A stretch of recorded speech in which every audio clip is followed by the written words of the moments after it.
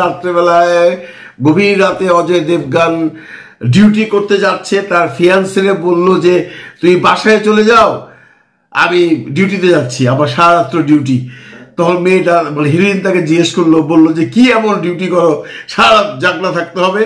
তখন অজয় দেবগান একটা সুন্দর কথা বলছিল যে আজকে পুলিশ বোম্বে শহরে সারা রাত ঘুরে বলেই বোম্বের যত নগরবাসী আছে সারা রাত ঘুমাইতে পারে।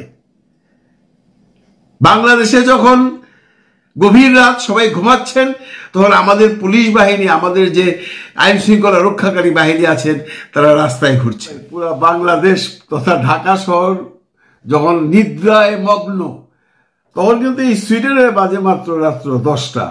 আমি যাক না, তো বসে বসে স্ক্রল করতেছি আর খবরাখবর দেখতেছি। দেশের অবস্থা তো কতটুকুন খারাপ আপনারা সবাই জানেন। বিশেষ করে আইন শৃঙ্খলা এত অবনতি হয়েছে যে গত 2 দিনে এটা নিয়ে এখন তোলপাড় বাংলাদেশ। একদিকে ঢাকা ইউনিভার্সিটিতে স্টুডেন্টরা রীতিমতো হুঙ্কার ছাড়ছে যে স্বরাষ্ট্র উপদেষ্টার পদত্যাগ চাই চাই চাই, 12 ঘন্টা না 24 ঘন্টা একটা আলটিমেটাম দিছে। এরপরে আসেন নারী শিক্ষার্থীরা এই ধর্ষণের বিরুদ্ধে রাস্তায় নেমেছে কালকে সারাদিন, তারাও আলটিমেটাম দিয়েছে স্বরাষ্ট্র উপদেষ্টাকে। এবং এই 2টা বিচ্ছিন্ন ঘটনার বাইরেও ছোট ছোট ঘটনা ঢাকা শহরে যেগুলো হয়েছে, এগুলা আপনারা অনেকেই জানেন, অনেকেই জানেন না। যেমনটি ধরেন বনশ্রীতে একদম গুলি করে স্বর্ণালঙ্কার নিয়ে চলে গেছে চিন্তাকারীরা। ধানমন্ডিতে মাইকে অ্যানাউন্সমেন্ট করা হয়েছে যে ডাকাইত আসছে, ডাকাইত আসছে। হলে ঘটনা অন্যরকম।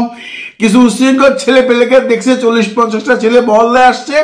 তখন কিছু ভদ্রলোক মাইকে বলে দিছে যে আপনারা সব সাবধান, এখানে সন্ত্রাসীরা আসছে। তখন অবশ্য পালায় গেছে, কিন্তু এটা একটা বিরাট নিউজ হয়েছে। তারপরে দেখলাম পিচ্ছি পিচ্ছি 2 পুলা ভাই রানিং গাড়ির মধ্যে ছিনতাই করতেছে। এই অবস্থায় যখন এই চরম অবস্থা, চারিদিক থেকে শুধু একটাই আওয়াজ, স্বরাষ্ট্র উপদেষ্টার পদত্যাগ চাই, তখনই ঘুম ভাঙলো সবার। যদিও সমস্ত জনতা তখন ঘুমাচ্ছে, কিন্তু ঘুম নাই আমাদের স্বরাষ্ট্র উপদেষ্টার। গভীর রাতে রাত্র 1টা কি 2টার সময় উনি ওনার ঊর্ধ্বতন কর্মকর্তাদের নিয়ে প্রেস মিটিং করছে একটা, এবং ওখানে উনি কি কি বলছেন আমি আপনাদেরকে শোনাচ্ছি। শুধু একটা কথাই বলি যে এইটাই বোধহয় প্রথম দেখলাম জীবনে যে রাত্র 1টা-2টার সময় সমস্ত অফিসার্সদের নিয়ে মন্ত্রী পর্যায়ে একজন লোক, মানে স্বরাষ্ট্র উপদেষ্টা যিনি আছেন, কিন্তু স্বরাষ্ট্রমন্ত্রী পদমর্যাদায়, তিনি এত রাত্রে প্রেস মিটিং করলেন। এবং উনি ওইখানে আরো বলছেন যে উনি সারা তাদেরকে নিয়ে বসবেন, এবং উনি কথা দিচ্ছেন আগামীকালের মধ্যে ঢাকা শহরের অবস্থা বা দেশের সার্বিক অবস্থা উন্নতি হবে। উনি কি কি বলছেন সেটা আমি আপনাদের একটু শোনাই, আমি দেখাতে পারবো না, কমেডি গাইডলাইনের ব্যাপার আছে। আমি টোটালটা রেকর্ডিং করছি, আপনারা দয়া করে শুনেন।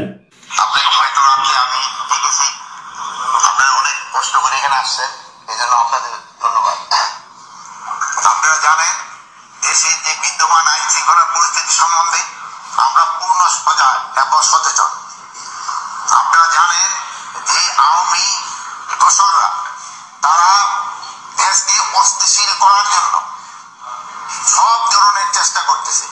যেহেতু তারা প্রচুর টাকা দেশ থেকে স্থানান্তর করেছে, ওই টাকা তারা এখন ব্যবহার করতেছে।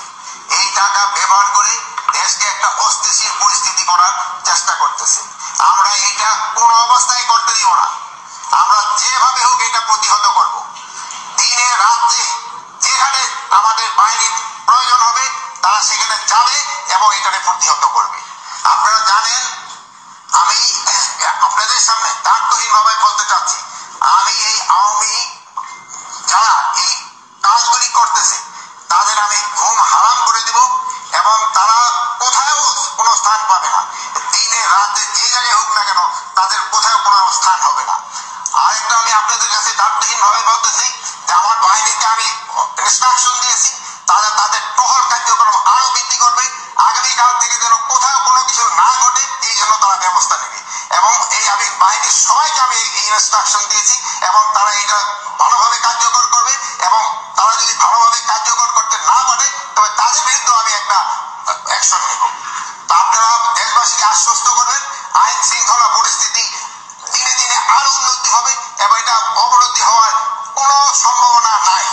এবং দেশকে যারা অস্থিতিশীল করার চেষ্টা করতেছে তাদের কোনো অবস্থায় আমরা ছাড় দিব না। এই আওয়ামী দোষকদের আমরা কোনো অবস্থায় ছাড় দিব না। তাদের কাছে প্রচুর টাকা আছে, এই টাকা তারা বিভিন্ন জনের মধ্যে বিভিন্ন ভাবে ছড়াচ্ছে এবং দেশে একটা অস্থিতিশীল পরিস্থিতি চেষ্টা করতেছে, কিন্তু তারা কোনো অবস্থায় সাকসেস হবে না। এবং আমরা যেভাবে হোক আইন শৃঙ্খলা পরিস্থিতি দিনে দিনে উন্নতি করতে থাকবো এবং এই ডেভিল হান্টের মাধ্যমে আমাদের কার্যক্রম অব্যাহত থাকবে এবং এই সন্ত্রাসীরা কোথাও কোনো জায়গায় ঘুমাতে যেন না পারে বা বসতে যেন না পারে, দাঁড়াতে যেন না পারে, এই ব্যবস্থা আমরা করবো। আপনার পদত্যাগ দাবি করা হয়েছে কিছু সময় আগে। ঢাকা বিশ্ববিদ্যালয় এলাকায় শিক্ষার্থীরা বিক্ষোভ মিছিল করেছেন, সমাবেশ করেছেন, তারা আগামীকাল দুপুর পর্যন্ত সময় বেঁধে দিয়েছেন আপনার পদত্যাগের জন্য। এই বিষয়টি কি আপনার নজরে এসছে? আমার এই পদত্যাগের ব্যাপারে আজকে তো প্রথম না, মানে তারা আমার যেই কারণে পদত্যাগ করতে বলে ওই কারণগুলি যদি আমি উন্নতি করে দিতে পারি তো তার কোনো পদত্যাগের প্রশ্ন না। তারা চাচ্ছে আইন শৃঙ্খলা পরিস্থিতি উন্নতি। আমি আইন শৃঙ্খলা পরিস্থিতি যেন উন্নত হয় আমি এই ব্যবস্থা করতেছি এবং এই আইন শৃঙ্খলা পরিস্থিতি আগের থেকে অনেক উন্নতি হয়েছে এবং এটা আরো উন্নতি হতে থাকবে।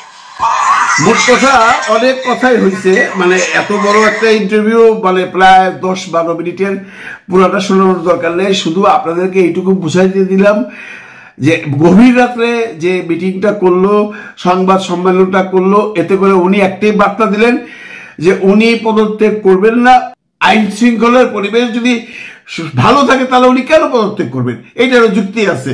কিন্তু স্টুডেন্টরা যে চাচ্ছে ওনার পদত্যাগ, এর জন্যই কিন্তু উনি আজকে এই সম্মেলনটা করলেন এত রাতে এই মানে সাংবাদিক সাহেবদের নিয়ে। এবং উনি লাস্টে কিন্তু বলছেন যে উনি এই সংবাদ সম্মেলনের পরে উনি বসবেন, উনি ওনার যত অফিসার আছেন আইন শৃঙ্খলা রক্ষাকারী বাহিনীর সবাইকে নিয়ে সারা রাত কাজ করবেন। উনি কাজ করতেছেন। এখন উনি বারবারই বলতেছেন আগামীকাল থেকে ঢাকা শহরের চিত্র বদলে যাবে, পুরা দেশের আইন শৃঙ্খলা টোটালি বদলে যাবে। আমরা আশা করি টোটালি বদলে যাক।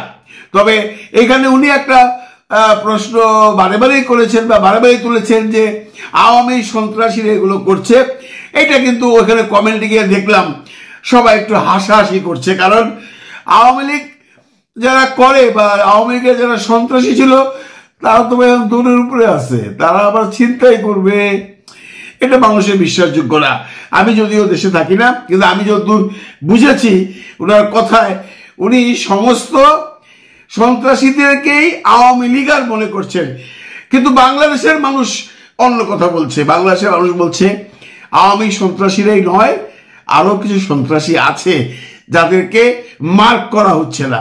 মাননীয় উপদেষ্টাকে বলবো, আপনি যখন কোনো সন্ত্রাসীকে ধরবেন বা কোনো সন্ত্রাসীকে অ্যারেস্ট করবেন তখন তার দল দেখবেন না, সে যে দলেরই হোক তার শাস্তি দিবেন। এখানে আওয়ামী লীগ, বিএনপি, জামাত কারো কথা উল্লেখ করার কোনো প্রয়োজন নেই। সন্ত্রাসীর কোনো দল নেই। আগামীকাল থেকে বাংলাদেশের যে পরিস্থিতি টোটালি পাল্টে যাবে এমনটি আশা করতে পারি আমরা সবাই। কারণ স্বরাষ্ট্র উপদেষ্টা মহোদয়কে দেখলাম, আপনারা যারা দেখেছেন তারাও হয়তো বুঝতে পেরেছেন, উনি ভিতরে ভীষণ রাগান্বিত এবং বেশ উত্তেজিত ছিলেন। নইলে এত রাত্রে এসে এখানে সংবাদ সম্মেলন করতো না। ওনার ভিতরে ক্ষোভ আছে, ওনার ভিতরে দুঃখ আছে, ওনার ভিতরে জ্বালা আছে। উনি এবার